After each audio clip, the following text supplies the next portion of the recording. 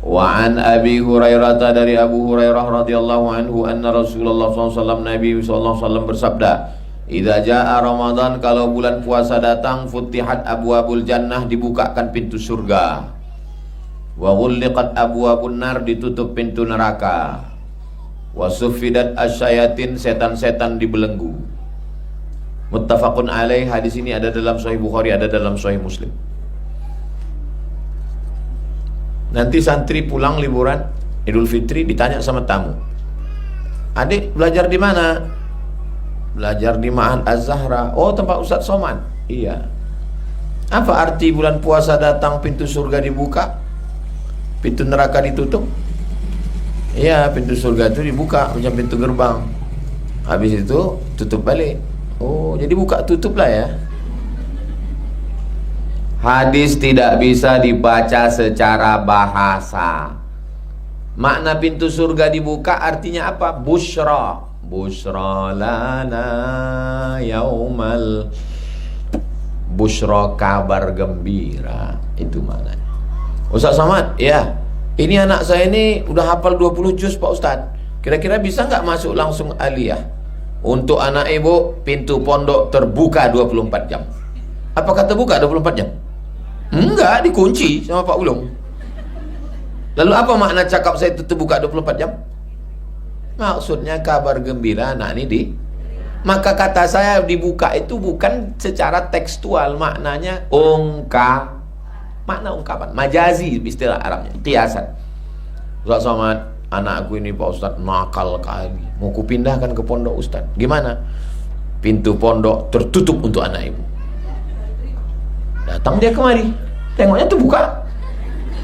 Apa maksud cakap saya tertutup itu? Maksudnya tertutup itu bukan tekstual, ini makna kinayah. Jadi banyak dalam hadis, dalam ayat itu bukan makna hakiki, tapi makna majazi, kiasan.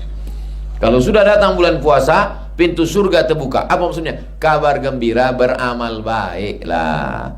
Pintu neraka ditutup. Apa maksudnya? Pintu neraka ditutup artinya kabar gembira supaya jangan kita berbuat salah, buat dosa. Karena kalau dibilang nanti pintu neraka ditutup, dipahami secara teks, pintu neraka ditutup. Nanti siang-siang puasa banyak rumah makan hantu Jalan Sudirman. Tahu rumah makan hantu? Tak nampak kepalanya, kakinya aja. Pasar bawah ada. Padahal sudah ada perda Kota Pekanbaru, tidak boleh buka rumah makan bulan Ramadan. Perda aja. Satpol PP berhak menangkap kalau ada ditangkap. Tangkap. Kenapa tangkap? Melanggar perda, peraturan daerah. Kau makan, tangkap. Pas dibawa ke kantor Satpol, kenapa kau makan? Saya musafir Pak. Musafir 88 km, boleh makan?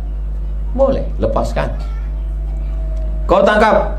Saya tak wajib puasa Pak. Kenapa? Baru gila tadi pagi. Gila kok makan? Ya orang gila kan lapar juga Pak. Lepas. Kau? Aku tak Islam Pak. Lepas. Yang Islam, baligh, berakal, tangkap. Yang nangkap siapa? Satpol PP. Apa payung hukumnya? Perda, peraturan daerah wali kota Pekanbaru. Siapa yang mengesahkannya? DPRD. Tidak boleh berjualan makan siang Ramadan. Kenapa ada orang jualan jam 5? Untuk buka puasa. Boleh. Lalu apa makna setan dibelenggu? Katanya setan dibelenggu Pak Ustadz, tapi banyak juga orang kesetanan. Makna setan dibelenggu itu begini, kata Imam Nawawi. Kenapa Ustadz pakai Imam Nawawi? Hadisnya ada dalam Sahih Muslim. Yang menjelaskan Sahih Muslim itu Imam Nawawi. Nama kitabnya Al-Minhaj, Syarah Sahih Muslim Ibn Al-Hajjaj. Ada mahasiswa saya di UIN, diundang ceramah di masjid. Duduk saya di situ. Terus apa kata dia di situ? Mohon maaf jamaah sekalian, ini mulut saya terkunci sekarang nih karena ada dosen saya di sini. Pertanyaannya, apakah mulut dia terkunci? Enggak. Lalu apa makna cakap dia itu? Seakan-akan mulut saya terkunci karena ada dosen saya duduk di situ. Jadi apakah setan itu dibelenggu? Kata Imam Nawawi, saking kuatnya iman orang yang berpuasa itu, seakan-akan setan terbelenggu. Teh manis boleh diminum atau tidak? Boleh. Teh manis boleh diminum, halal, bukan khamar. Nasi boleh dimakan? Boleh, bukan sabu-sabu. Tapi di siang Ramadan, teh tidak dia minum, nasi tak dia makan. Saking kan kuat imamnya. Capek iblis tuh ngajak, makanlah bro, makanlah, aku udah capek kali ngoda kau udah, makanlah, minumlah, sikit aja gitu. Menengok iman ibu yang kuat tadi, seakan-akan setan kalau kau nggak mau makan, kau tak mau minum, kau ceritakan aja lah aib tetangga kau sikit aja. Tidak, kau kan udah ngisi paket.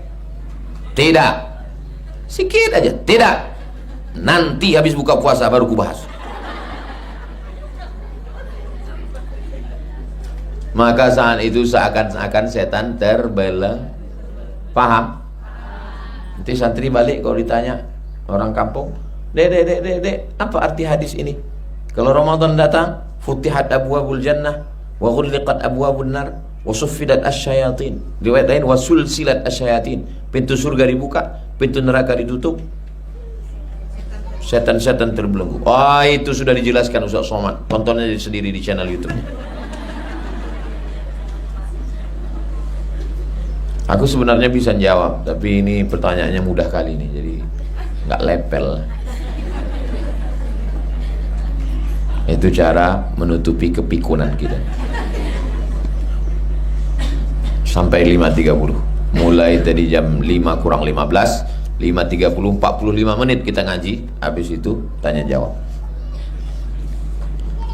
Apakah boleh kita menunda pernikahan hanya karena takut tidak bisa membantu orang tua dalam perekonomian? Man istata'a minkumul ba'ata, siapa di antara kamu yang sanggup menikah, falyatazawwaj, menikahlah. Fa illam yastati, kalau dia tidak sanggup menikah, fa alaihi bisawm, hendaklah dia banyak puasa untuk menekan nafsu, libido. Fa innahu lahu wija, karena puasa itu menjadi obat baginya. Kalau aku nikah Pak Ustaz, aku nanti membiayai biniku, anakku. Kalau dia laki-laki. Kalau perempuan, kalau aku nikah, nanti takut aku Pak Ustaz sibuk mengurus anakku. Ya kalau lakiku baik, kalau lakiku Fir'aun. Jadi untuk setahun ini aku membahagiakan orang tuaku dulu. Boleh. Karena kewajiban nikah itu ada waktunya alal faur, segera. Kalau tidak menikah dia buat dosa, wajib. Tapi kalau dia mampu mengendalikan dirinya, nanti setelah setahun baru orang tua saya sudah siap, adik saya sekolah, bagus. Tapi yang paling bagus adalah dua-duanya jalan, nikahnya jalan, orang tua pun terbantu, insya Allah. Makanya sebelum nikah itu ada namanya ta'aruf. Ustaz Somad, saya udah nikah, suami saya mau ngajak keluar kota, sedangkan orang tua saya nggak ngasih izin. Loh, terus kayak mana? Ah, ini yang saya bingung Pak Ustaz. Kata suami saya, sorga udah pindah ke tapak kaki dia. Kenapa tak kalian bahas dulu waktu ta'aruf? Lama kau ta'aruf sama dia? Lama juga Pak Ustaz. Apa yang kalian bahas? Mie ayam? Cendol? Ta'aruf itu bukan cerita kuliner. Ta'aruf itu mendudukkan masalah. Bang, aku ini disekolahkan mak ayahku, aku PNS.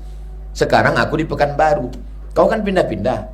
Nanti kalau pindah, aku ikut kau atau ikut orang tua? Kata dia, kau mesti ikut aku. Oh, kalau gitu tak cocok. Bunga bukan setangkai, kumbang bukan seekor. Patah tumbuh hilang berganti, hilang satu tumbuh seribu. Kau cari orang lain. Begitu, jangan terus ta'aruf cerita makanan kesukaan apa. La ilaha illallah. Wih. Makan apa lah pula kau urus makan itu? Tak perlu dibahas. Sebentarnya belajar masak itu. Tonton YouTube tuh, masak. Masukkan bawang 3 siung, masuk 3 kilo. Pahit nih dek katanya. Makanya ta'aruf itu yang dibahas yang urgen-urgen. Bang, aku nih hafal Quran. Sehari aku mesti murojaah 2 juz. Kau siap tak? Adinda, kau bidadari surgaku, aku menjadi pelayannya. Kalau begitu cocok lah, nanti kau ngepel, kau cuci, kau semua ya, aku mengulang Quran aja. Maka didudukkan dari awal. Aku nih hafal Quran, pesan Ustaz Somad dulu, semua santri-santrinya mesti punya pondok. Aku nanti pingin supaya kita punya pondok. Kalaupun tak sanggup buat pondok, punya rumah Quran. Aku ingin dari maghrib ke isya anak-anak ngaji macam dulu Ustaz Somad di Azhara, anak-anak mengaji.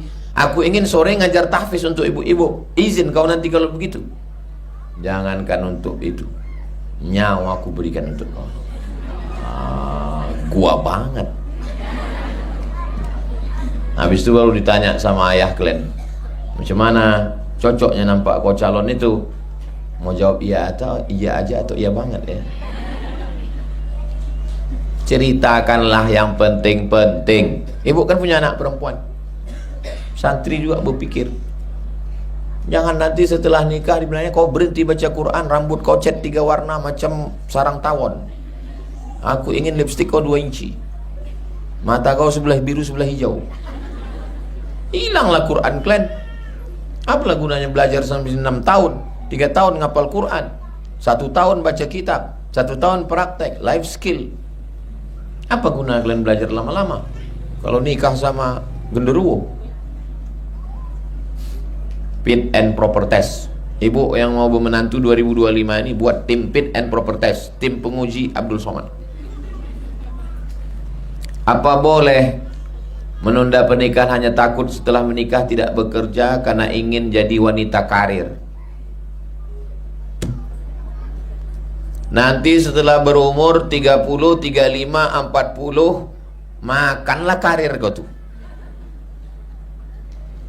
Pensiun umur 60, mau duduk di rumah sama laki, sama anak, sama cucu. Mau ngobrol sama siapa? Mau ngobrol sama AI. Keindahan hidup ini bukan cuma karir kerja. Silakan karir jalan, ngajar. Tapi di samping itu kalau ada laki-laki yang baik, menikahlah. Miskin dia Pak Ustadz, iyakunu fuqara yughnihimullah. Kalau dia fakir dicukupkan Allah. Bang, aku tahunya kau salah satu dari asnaf zakat yang 8. Gajiku ada sedikit, makan aku, makan kau. Aku tak minta apa-apa sama kau. Akad nih, mahar nikah udah kusiapkan, cincinku ada. Untuk acara walimah, insya Allah sewa gedung, nanti ku mintakan izin sama Ustaz Somad di halaman Az-Zahra kita buat. Masalah kue, insya Allah jamaah sore Jumat mau orang tuh nyumbang 1 kotak. Yang penting kau setia menjaga aku sampai ke pintu surga. Apa katanya? Jangan ke pintu deh, masuk kita ke dalam bersama. Karirnya jalan, ngajarnya jalan, pegawainya jalan, nikahnya jalan, punya anak, punya cucu. Karena kita ini tua. Sekarang banyak artis-artis nikah free child, tak mau punya anak. Terus tua nanti mau sama siapa? Nikmat hidup ini bukan cuma makan, pakaian, kerja, karir, tapi juga rindu mendengar anak-anak menangis. Ibu yang selama ini risau menengok kamar macam kapal pecah, dinding penuh dengan kaligrafi, ngamuk, yang satu digendong, yang satu ditenteng, yang satu di dalam. Sabar-sabarlah Bu, nanti sampai masanya rumah tuh rapi lagi. Kenapa? Yang satu dipinang orang Palembang, makan pek kapal selam. Yang satu dipinang orang Toba, makan sambal tuk-tuk dan ikan mas, apa namanya itu? Banyak juga orang yang tahu. Nah, akhirnya arsip. Habis itu kerinduan yang mendalam. Jadi jangan sampai tak mau menikah. Ini banyak orang tak mau menikah. Kau kenapa tak mau menikah? Untuk apa menikah Pak Ustadz? Laki itu buat semak-semak kelambu aja. Kau pikir dia rumput jalang? Paling tidak nanti tua ada kawan ngobrol. Jangan sampai macam orang barat, di hari tua berkawan sama anjing herder. Apa kabar kau anjing? Bukuk. Cemana lah mau bahagia? malaikat tak masuk.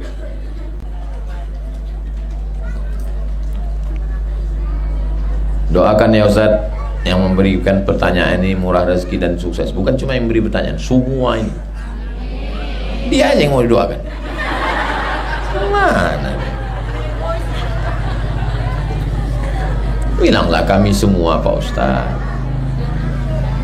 Itulah dia tak mau nikah. Apakah orang yang udah meninggal itu bisa mengetahui kehidupan dunia? Ibu pernah mendengar hadis tentang mayat mendengar suara gesekan sendal orang yang mengantar terakhir? Hadis wah. Macam mana bunyi sendal itu kalau di jalan? Kresek, kresek, kresek, kresek, kresek. Coba kita masuk ke liang lahat tanah, dengar suara orang berjalan di atas. Begitulah orang itu tahu tentang kehidupan di bawah. Apakah emak saya, ayah saya, atuk saya, unyang saya tahu bahwa saya sekarang sedang bangun pondok, ada anak tahfiz, saya mengajar sore? Tahu. Mana dalilnya? Wa qul i'malu, beramallah kamu, fasayarallahu amalakum, Allah melihat, wa rasuluhu, Rasulullah melihat, wal mu'minun, orang beriman melihat. Makna orang beriman situ bukan orang yang hidup saja, orang yang mati pun menengok. Saya tadi pulang pengajian, ini nanti Alhamdulillah siap pergi pengajian, lewat di kubur. Lalu apa saya? Setiap lewat, ustazah, anak-anak, setiap lewat saya ajak, assalamualaikum ya ahlad diyar minal mu'minin wa inna insyaallah bikum lahiqun yarhamullahu mustaqdimin wal mustakhirin nasallallahu lana wa lakumul afiyah. Kira-kira orang yang di alam barzah itu tahu atau tak tahu? Tahu. Kalau tak tahu untuk apa kita mengucapkan salam dan doa untuk mereka? Tanda tahu. Kita tak pernah mati. Di alam roh hidup, di alam rahim hidup, di alam dunia hidup, di alam barzah hidup, di alam surga. Kapan kita mati? Lalu katanya nanti kita mati. Mati itu maksudnya roh keluar dari jasad. Bukan mati menjadi bunga ini, bunga plastik mati jadi kayu, bukan. Kita hidup. Hanya saja ketika roh masuk ke dalam badan namanya hidup.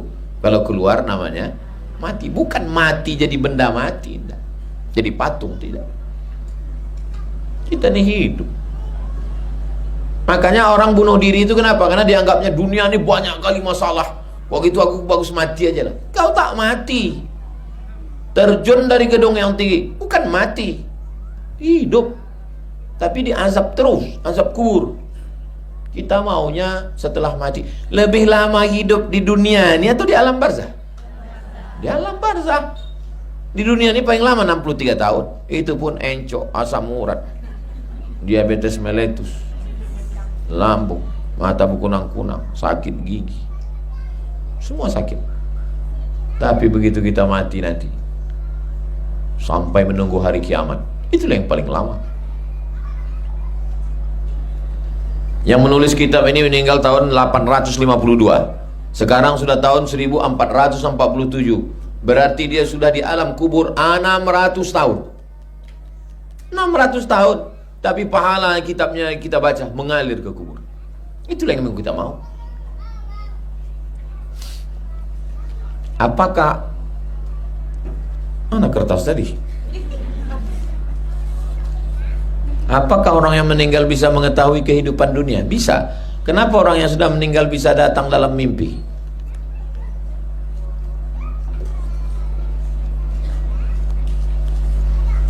Ini badan ibu.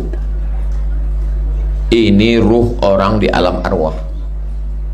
Waktu tidur ruh itu keluar.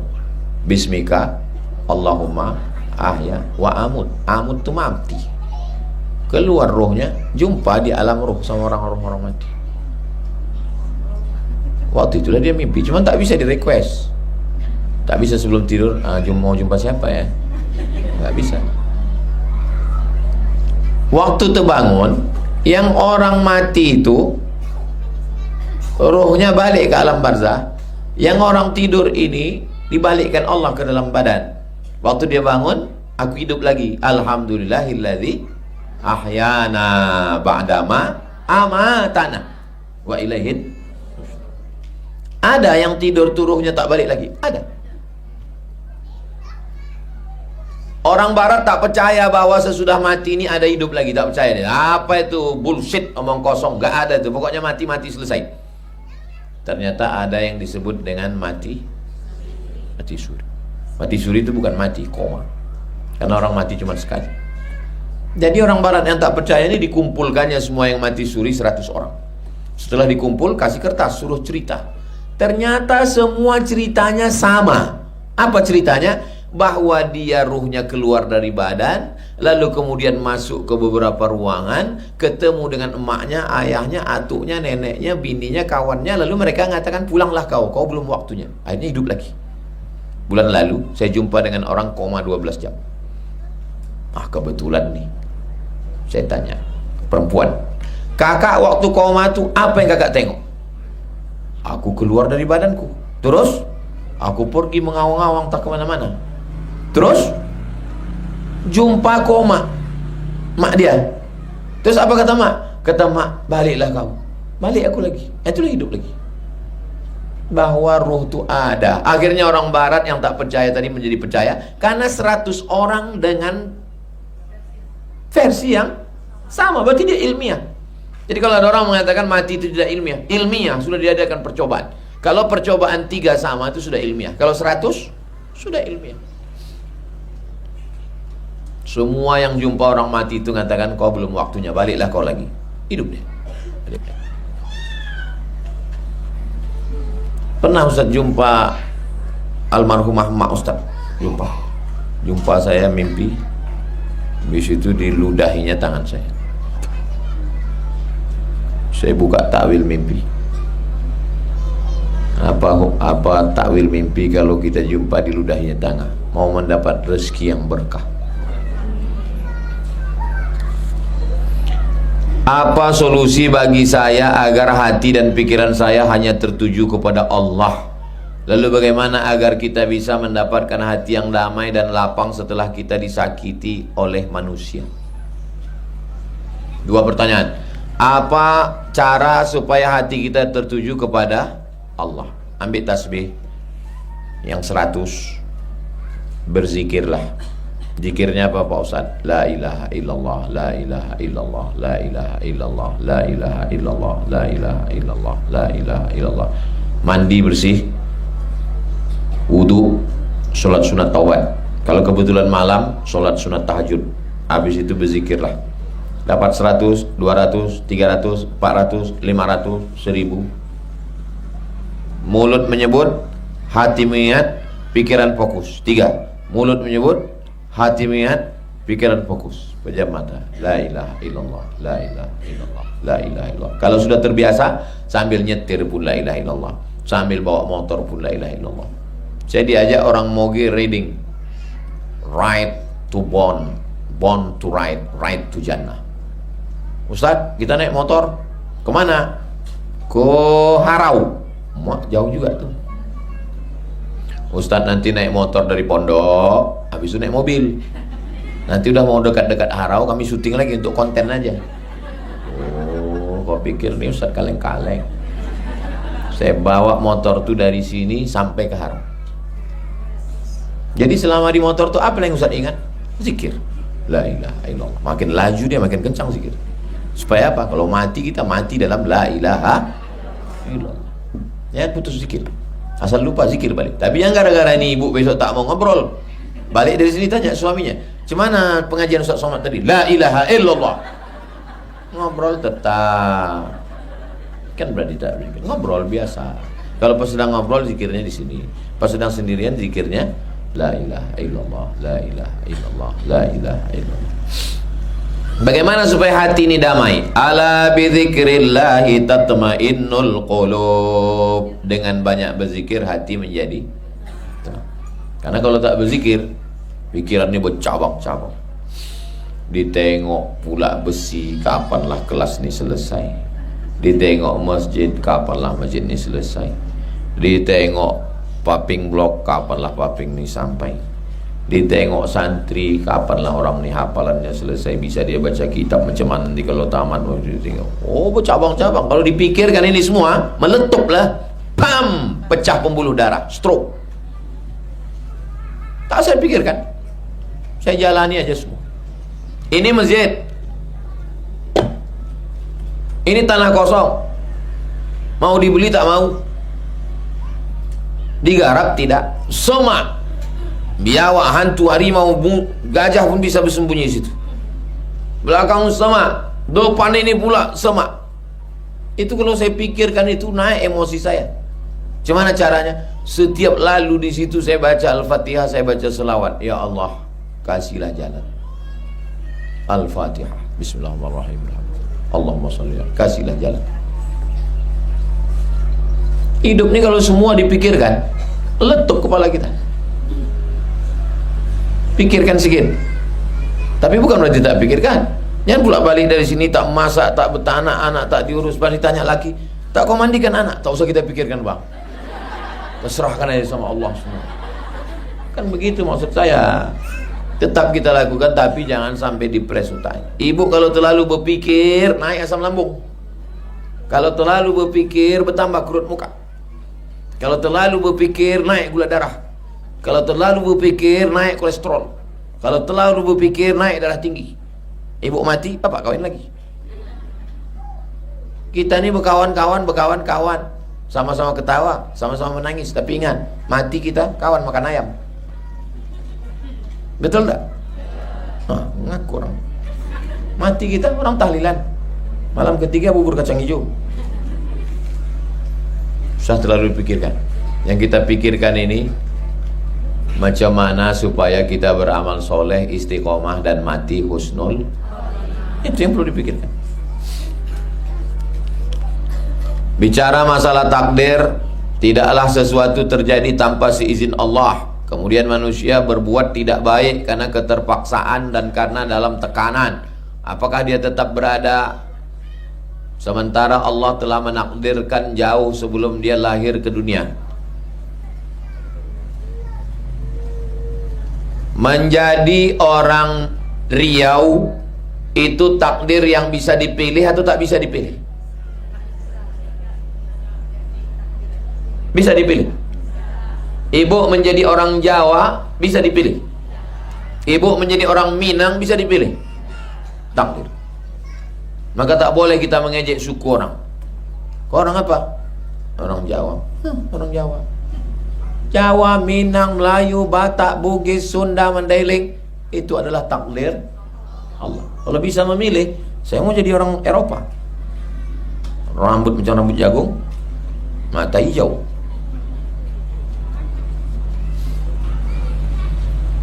Tapi saya mau minum teh atau minum air putih, bisa milih atau tidak? Bisa.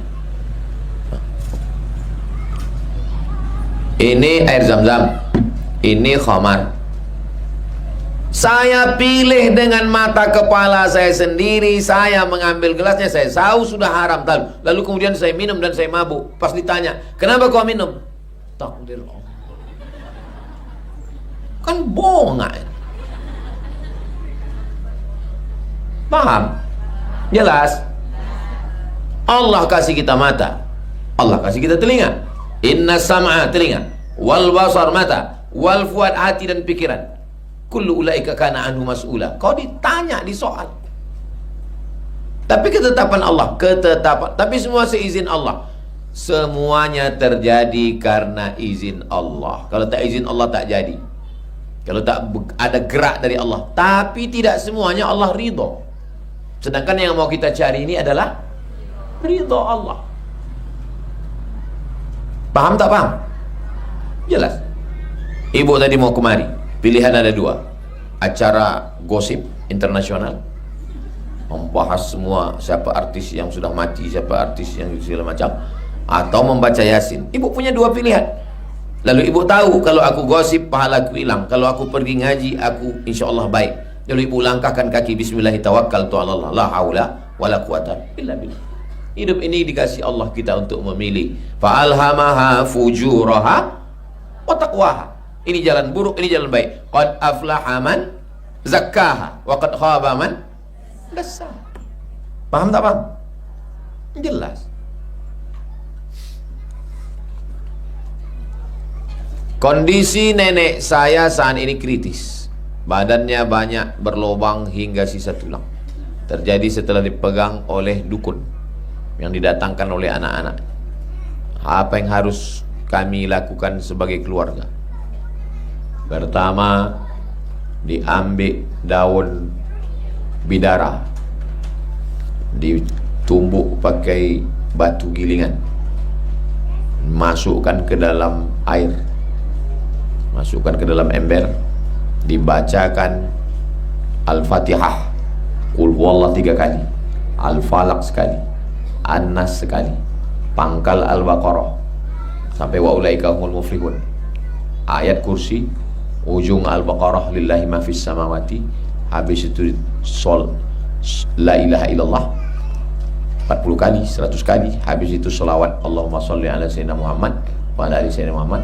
Hembuskan ke air itu, banyak membacanya, ramai-ramai, bagus. Habis itu disaring air itu, kalau bisa mandi-mandi, kalau tak bisa dilapkan ke badannya, ke kepalanya, ke tangannya, kakinya, minumkan untuk menghilangkan gangguan-gangguan jin, hantu, setan. Habis itu dibacakan MP3, kalau ada yang sanggup membacakan Yasin, membacakan Al-Baqarah. Kalau tak ada yang sanggup MP3 murattal, pilihkan surat Al-Baqarah. Surat Al-Baqarah mengusir hantu setan, 2 juz 4 lembar.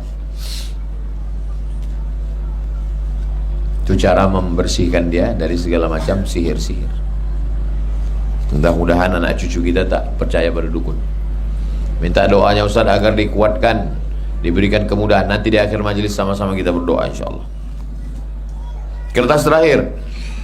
Apakah berdosa seorang istri masih mau kerja tapi suami melarang karena anak yang harus dititipkan kepada orang lain? Perempuan mau kerja nih, apakah mau cari kaya atau cari makan?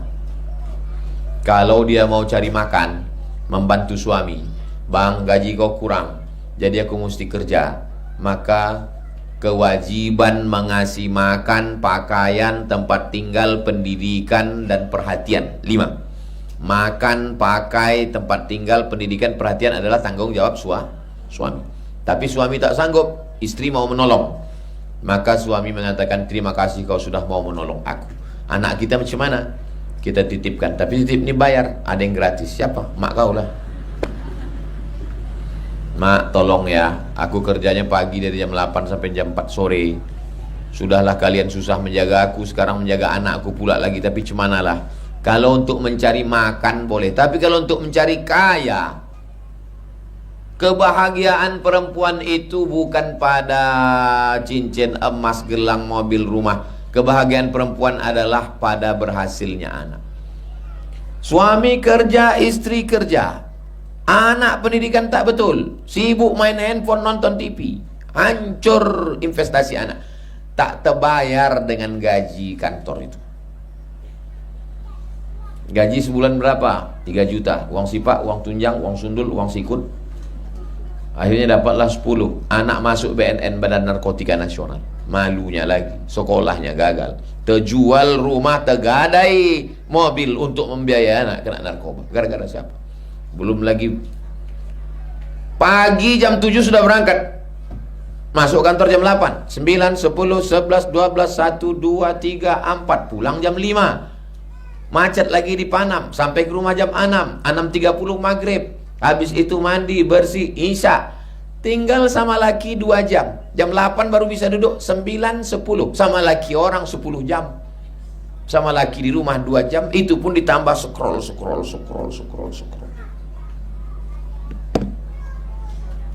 Makan sama laki orang di kantor, sama laki sendiri. Makan kita adik diet. Apalah jadinya rumah tangga? Makan sekantor sama kawan, berjalan sama kawan, keluar kota sama kawan, SPPD sama kawan. Berawal dari tukar-tukaran nomor, akhirnya merasa nyaman, terjadilah apa yang terjadi. Kalau aku tengok akrab kali sama dia, udah macam abangku, dia udah macam adekku, dia macam pakcikku, dia udah macam. Berawal dari macam, berakhir dengan macam-macam. Waspadalah. Apa yang mau dicariin? Mudah-mudahan keluarga kita, bapak ibu semua sakinah mawaddah warahmah.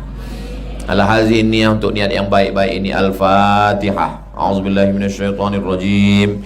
Bismillahirrahmanirrahim. Alhamdulillahirabbil alamin arrahmanir rahim maliki yaumiddin. Iyyaka na'budu wa iyyaka nasta'in ihdinas siratal mustaqim siratal ladzina an'amta 'alaihim ghairil maghdubi 'alaihim waladdallin. Amin. Bismillahirrahmanirrahim dengan nama Allah yang Maha menyehatkan. Bismillahirrahmanirrahim dengan nama Allah yang Maha mencukupkan. Bismillahirrahmanirrahim dengan nama Allah yang memberikan kebaikan. Isfi mardana, sembuhkanlah saudara kami yang kau uji dengan penyakit. Syifaan ajilan, kesembuhan yang segera. Wa'idzukum bi kalimatillahi tammati min kulli syaitani wa hamma min kulli 'ainil lamma.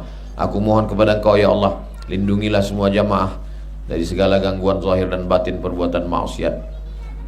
Ya dzal jalali wal ikram, Engkau pemilik kemuliaan, akrimna wa la tuhinna. Anzilis sakinata fi qulubina, tanamkan ketenangan dalam hati kami.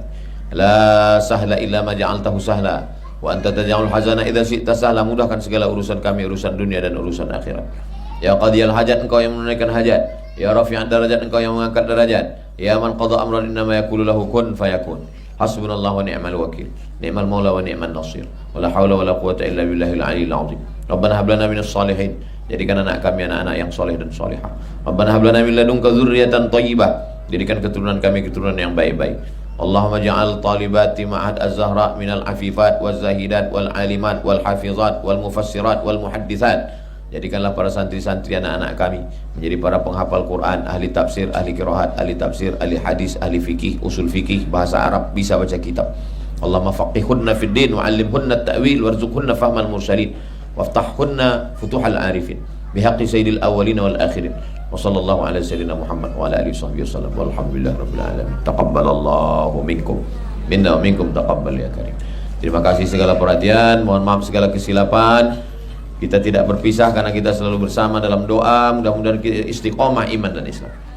Subhanakallahumma wa bihamdika asyhadu an la ilaha illa anta astaghfiruka wa atubu ilaik. Wa sallallahu ala sayyidina Muhammad wa ala alihi wasallam. Walhamdulillahi rabbil alamin.